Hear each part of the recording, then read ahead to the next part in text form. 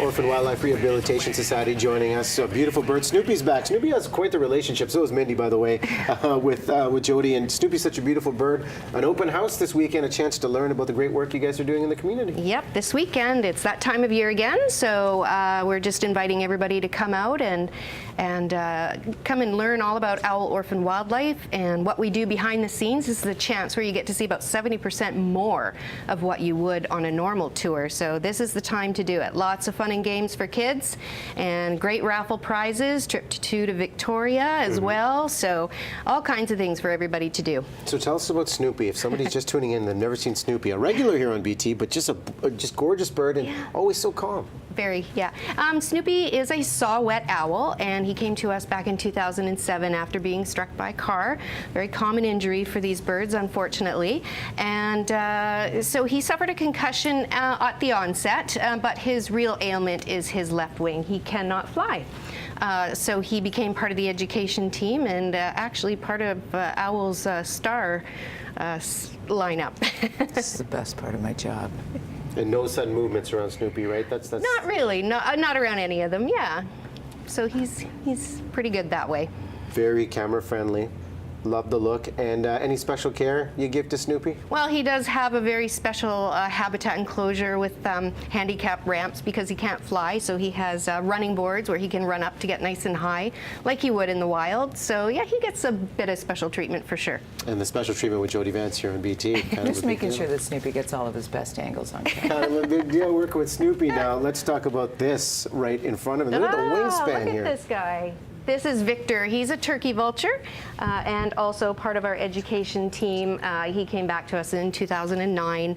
He was found over on the Sunshine Coast, and he had a pretty severely fractured left wing, which had already started to calcify.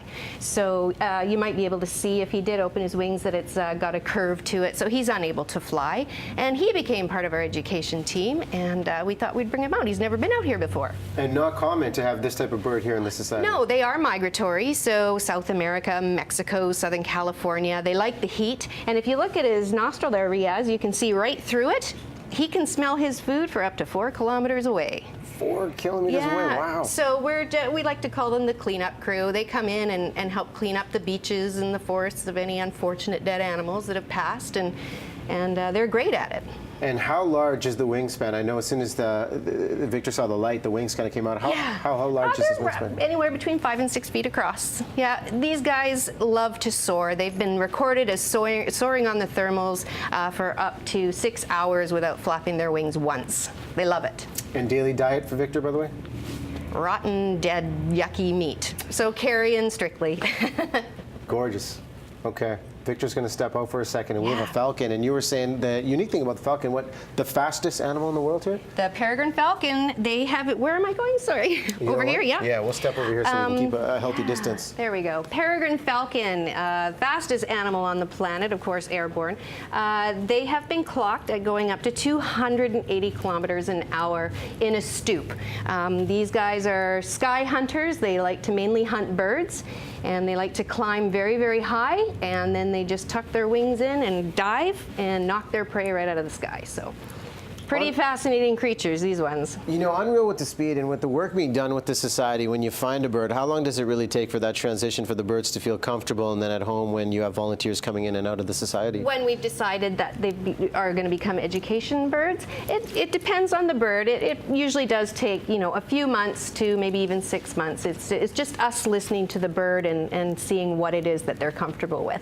And how many volunteers do you have that come in and support this type of work? We have a lot. It's wonderful. Like Glenda here, we log about 15 to 25,000 volunteer hours a year. And how many different birds are currently there for the open house that's coming up that people will be able to see? Well, we have our regular front education birds, so eagles, owls, falcons, hawks, turkey vultures, and so that's the whole array of them will be there for people to see. Okay. Is this one the biggest that you have currently? Well, just under an eagle, this would be the biggest, yes. Yeah. All right. Well, listen, we've got details coming up. It's this weekend. If you want to come check it out, the spring open house, the Orphaned Wildlife Rehabilitation Society, the raffle, the garage sale, lots of activities for the kids, 10 a.m. to 3 p.m. on the 25th and 26th. Glenda, are you going to be there too? You bet. Whole crew's going to be there. All right. Great stuff. Thanks for coming on again.